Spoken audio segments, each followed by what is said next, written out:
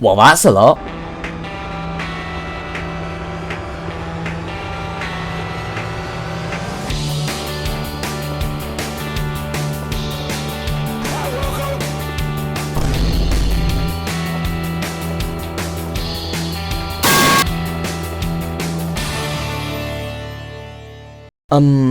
Hi? I have a Discord now, as if you care.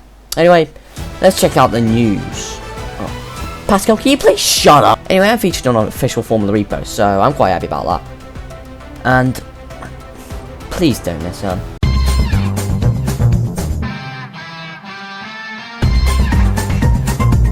Well, let's get to the normalities of this video. And let's start off in last week, Gen 4 had a trip to France.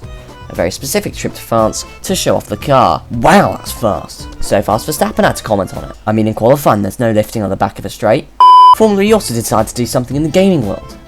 And yes, I know, you can drive as Tung Tung Tung Sahor. Yes, the Formula E's new brake mod then allows you to drive as Tung Tung Tung Sahor and other characters. Men realised that Formula E's now been added to Formula Legends as well. Talking of triples, Mitch Evans has had more than triple the bottles in Jaguar at his tenure, so it's time for him to go. He confirmed last week that he would be leaving the team at the end of the season.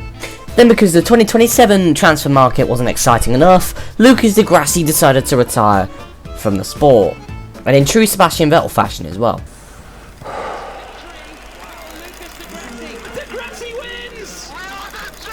No, please no. It is time to write a new chapter in my career. Please no. I hereby announce that 2026 will be my last year as a professional racing driver. No! Before the start of the session, Porsche decided to run the pink pig livery for this weekend, for heritage reasons. I've been advised not to finish the joke. Anyway, FP1 kicked off with a few teething issues for the teams.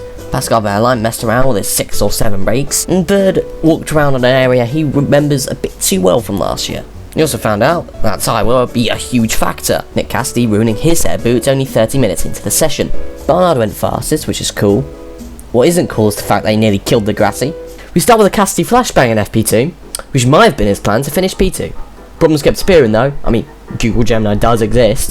Apart from the tyre wear, nothing much happened, apart from the Reese practicing his run drivers into the wall tactic and one of the drivers impeding Nick Cassidy. Said impeder led the way into qualifying, but before that, let's hear some anti-Hankook yap on the official broadcast. Pretty second hand. I've actually had new Hankooks put on my road car recently. Hey, I run them on mine. Fortune. Anyway, in Group A, Wehrlein was top, and was so fast he could sit in the garage. Drugovich had locked down P2 as well, and Cassidy had to be safe, so it was down between Barnard and Roland for the final position. Roland managed to snag it off him, much like stealing the candy from a baby. If that candy was a chance at 3 points, and the baby was, well, still a baby. De Grassi was purple in section 1, but then he binned it into the wall. Okay. No red flag, no red flag! Tixon went P1 by the end of the session, with Edo in P2, but Boney setting a stronger lap to go P3, and Muller in just behind. In the duels, Roland dispatched Drugovich, with Wehrlein setting up a champion showdown in the semis. Maloney's glory run came to an end in the hands of the terrorism squad. Ticton beat Muller. 6-7 kids scraped the wall but still beat Oliver, and Mortara beat Ticton as well, which meant we had a title showdown for pole. That'll be won by Mahindra, closing the championship up further. So the race then was a good start from Roland, but the first 10 laps didn't really matter as App decided they'd finally lock in, with an early 1-2. But then the pit boost window opened, and Wehrlein gets a puncture. You know what I call that? Karma. Anyway, Mortara jumped Cassidy before he was swiftly re-overtaken, and Roland jumped Cassidy too, but it took a tap mode to jump him. Speaking of which, Nico Muller activated it first and rocketed up to the lead and checked out, making it a scrap for second between Cassidy, Roland and Mortara. Edo was not quite able to cause some late race chaos though, and with Google Gemini talking about some 31% win probability for Nico, we all know who wins now. The Swiss driver became a Formula E race winner on his 69th attempt. Nice. Edo takes championship lead.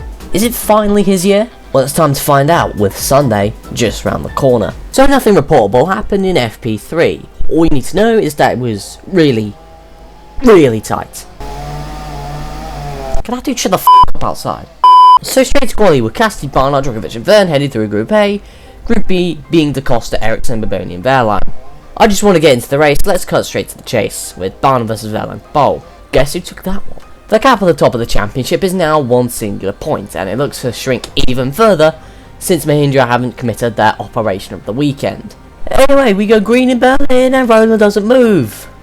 Fortunately, he wasn't here. This happens pretty much every year in Berlin. Please make it stop. Wait. Do you hear that?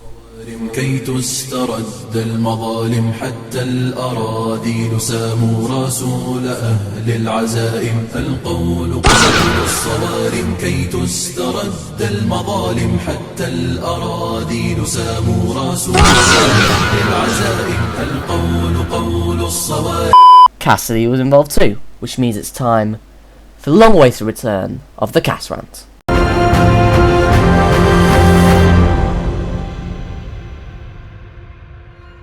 Yes, it's back, and even though this was a racing incident, Nick Cassidy decided to blame Nick De Vries anyway.